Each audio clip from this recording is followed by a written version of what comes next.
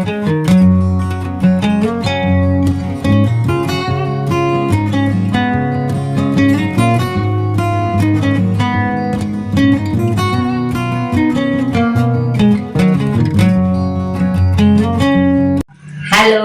செல்லப்பீஸ், நான் உங்களோட புஜிமா பேசுறேன். நல்லா இருக்கீங்களா? நான் நல்லா இருக்கேன். எல்லாரும் நல்லா இருக்கோம்ப்பா. எல்லாரும் நல்லா இருக்கணும், அதுதான் முக்கியம். அதுக்கு முக்கியமானது சமையல் தான். அது வீட்டு சமையல். அது எப்படி பண்ணணும், அது பாத்தீங்கன்னா அந்த கோலா உருண்டை குழம்பு ஒண்ணு, கோலா உருண்டை ஃப்ரை ஒண்ணு, அதை இந்த தடவை உங்களுக்கு சொல்லி தர போறேன். ரொம்ப ஈஸியான மெத்தட்ல சொல்லி தர போறேன். ஓகே, போமாப்பா. இப்ப வந்துப்பா 1/2 கிலோ மட்டன் எடுத்திருக்கேன். நாங்க வீட்டுல 6 பேர் மொத்தம். எங்களுக்கு இந்த 1/2 கிலோ கரெக்டா இருக்கும். 1/2 கிலோ கொத்தி வாங்கணும். கறி வாங்கி வச்சுட்டு சும்மா ஒரு 1/4 கிலோ அளவுக்கு போதும் எலும்பு. அதை வாங்கிட்டா குழம்புக்கு ரொம்ப நல்லா இருக்கும்.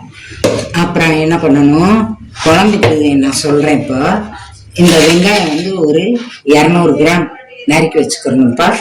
தக்காளி ஒரு 2 தக்காளி. அது தக்காளி வெட்டும் போதுப்பா அந்த மேல இருக்கிற அந்த பகுதியை வெட்டி கீழே போட்டுறணும். ஏன்னா அது வந்து வேகவும் செய்யாது, அது இப்ப நல்லது இல்லை உடம்புக்குன்னு சொல்றாங்க. இப்படி நறுக்கிட்டு போட்டுக்கிறணும் குழம்புக்கு. அப்புறம் ஒரு துண்டு இஞ்சிப்பா, இதையும் அந்த குழம்புக்கு தேவையானதுல எடுத்து வச்சிருக்கேன். இது எல்லாத்தையுமே போட்டுறணும். அப்புறம் உருண்டைக்கு வந்து ஒரு 200 கிராம் வெங்காயம் நறுக்கி வச்சிருக்கேன். ஒரு 15 பல்லு பூண்டு கண்டிப்பா போடணும்ப்பா, அப்பதான் அந்த உருண்டைக்கே டேஸ்ட். அப்புறம் பச்சை மிளகாய் ஒரு 4 மிளகாய் இருக்கு, 4 மிளகாய் போதும். ஒரு நறுக்கி வச்சுக்கிறணும், அந்த ஃப்ரை பண்றதுக்கு மட்டும், குழம்புக்கு தேவையில்லை.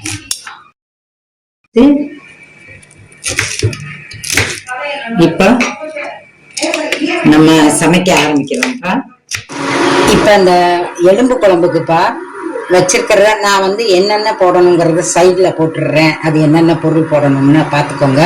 அதோட இப்ப எலும்பு, மிளகாய் பொடி, மஞ்சள் பொடி, மல்லிப்பொடி 3 போட்டுட்டு, ஒரு மிளகாய் பொடி 2 ஸ்பூனு, மல்லிப்பொடி 2 ஸ்பூனு, 1 ஸ்பூன் மஞ்சள் பொடி போட்டு கொஞ்சம் இஞ்சியை தட்டி போட்டு வேக விட வேண்டியதுதான்ப்பா. அது வெந்துகிட்டு இருக்கும் போது நம்ம வந்து உருண்டைக்கு ரெடி பண்ணிடலாம். ஓகேயா? ஒரு 10 நிமிஷம் போட்டுக்கிட்டா போதும். 10 நிமிஷம் கழிச்சு அது பாட்டுக்கு வெந்துகிட்டு இருக்கட்டும். அப்புறம் இந்த மட்டனை என்ன செய்யணும், நல்ல நைஸா அரைக்கணும்ப்பா. மிக்சியில போட்டு கொஞ்சம் கொஞ்சமா போட்டுக்கோங்க, நிறைய போட வேண்டாம். நைஸா அரைச்சிட்டு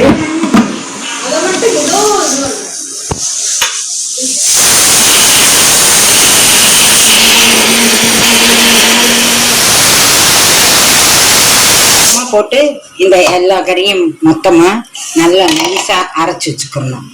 இந்த எலும்பு இப்ப 6 விசில் வந்துருச்சு.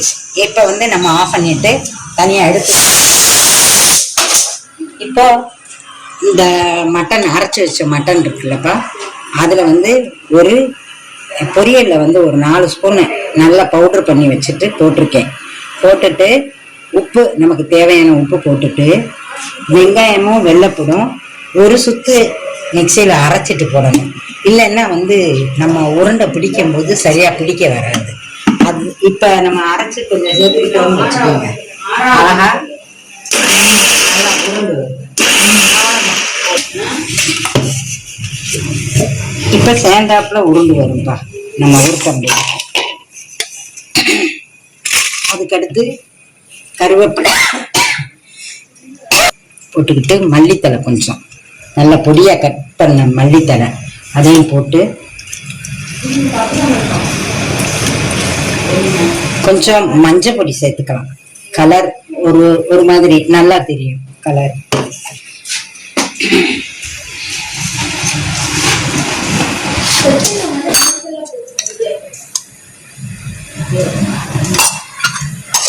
அவ்வளவுதான்ப்பா. இதை நல்லா பிசைஞ்சு உருட்ட வேண்டியதுதான்.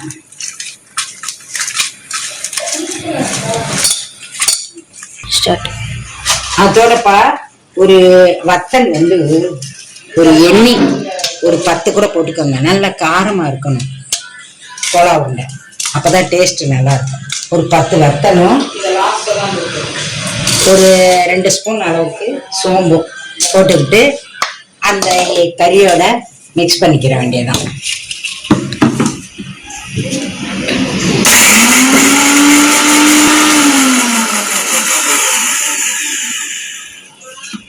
சேர்த்துட்டு உருண்டை பிடிக்க வேண்டியதுதான்.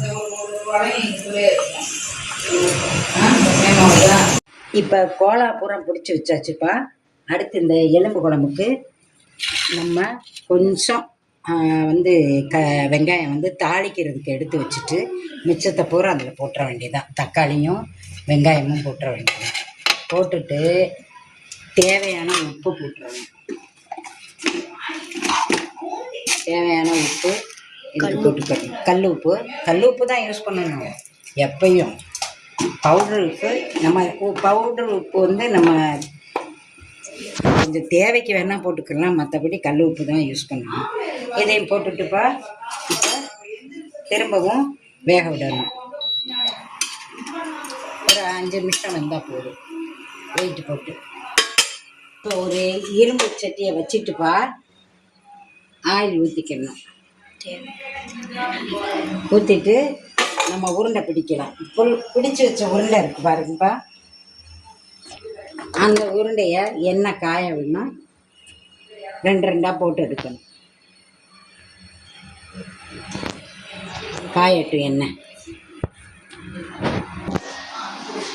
இப்பப்பா அந்த எண்ணெய் காயிற வரைக்கும் ஒரு டிப்ஸ் ஒன்று உங்களுக்கு சொல்லிடுறேன். நம்ம வீட்டுக்கு விருந்தாளி வர்றாங்கன்னா நாளே நமக்கு தெரியுமில்ல, அப்போ நம்ம அஞ்சரைப்பட்டியில் எல்லா பொருளையும் கரெக்டாக ஃபுல்லாக நிரப்பி வச்சுக்கணும்.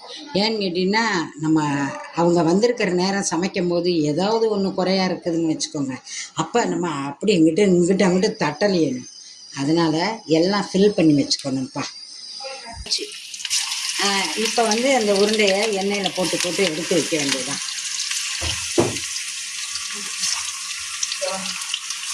இதை பொரிக்கும் போதே என் பேரன் வந்துடுவான், அந்த ஸ்மெல்லுக்கு ஓடி வந்துடுவான் சாப்பிட்றதுக்கு. இந்த அளவுக்கு ப்ரௌன் ஷேடாக வந்துடணும்ப்பா. இதை அப்படியே எடுத்து வச்சிட வேண்டியதுதான்.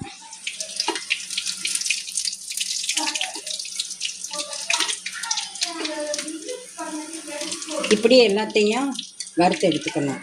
ஆனால் குழம்புல போடுறதுக்கு என்ன பண்ணணும் தெரியுமா, கொஞ்சம் ஒரு பாதி அளவுக்கு ஃப்ரை பண்ணிவிட்டு குழம்புல போடணும்.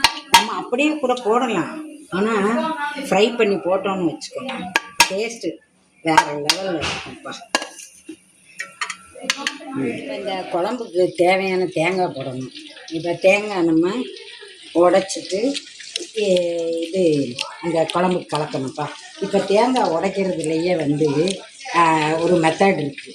அது என்னன்னு கேட்டிங்கன்னா, இப்போ இந்த மேலே இப்படி பார்த்தீங்கன்னா 3 பாகம் இருக்குல்ல, அதில் எது அகலமான பாகமாக இருக்கோ அந்த இடத்துல நீங்கள் வந்து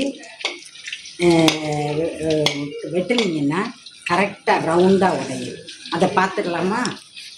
வாங்க.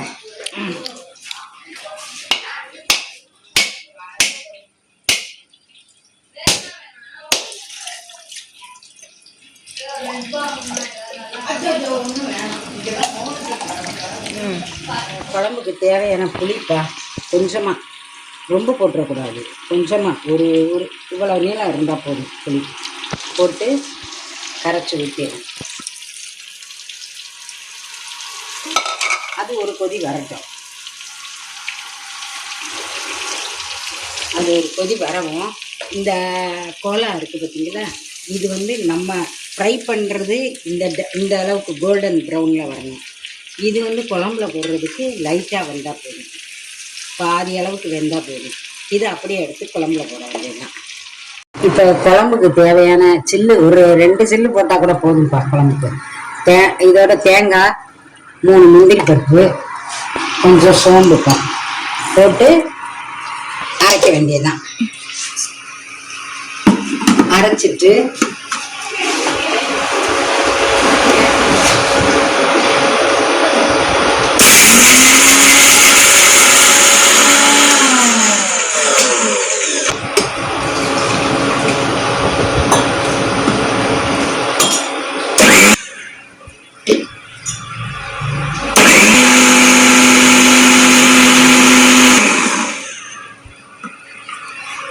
இப்போ அந்த குழம்புல ஊற்றிட வேண்டியதுதான்.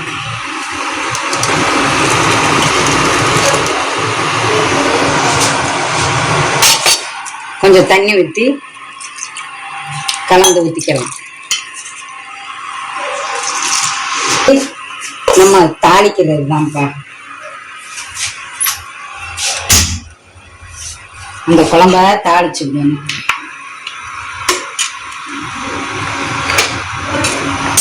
எண்ணெயை காய வச்சிருக்கேன்.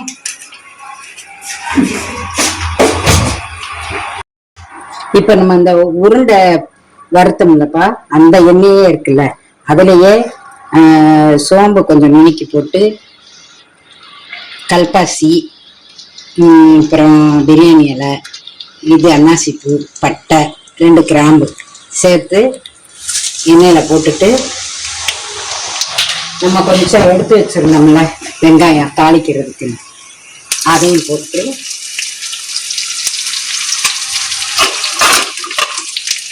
கொஞ்சம் மல்லித்தலை, கருவேப்பிலை இதெல்லாம் போட்டுக்கலாம்.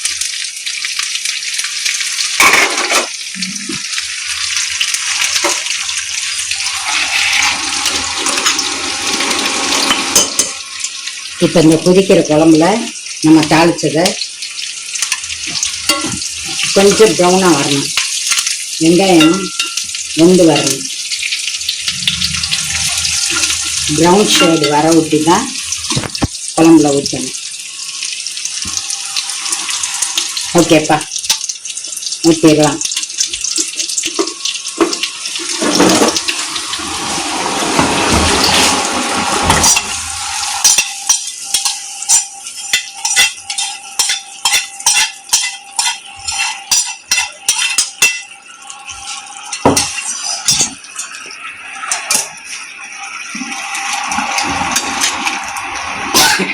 அவ்வளோதான்ப்பா, இறக்கிற வேண்டியதான். குழம்பு ரெடி.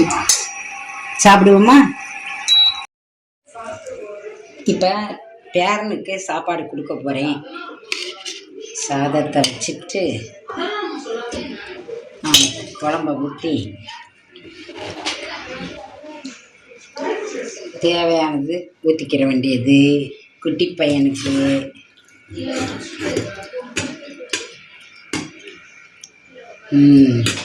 வச்சுட்டு குட்டி பையனுக்கு ஊட்டி விட போகிறேன். சரி, முதல்ல நம்ம டேஸ்ட் பண்ணி பார்த்துக்குருவோமா எப்படி இருக்குன்னு.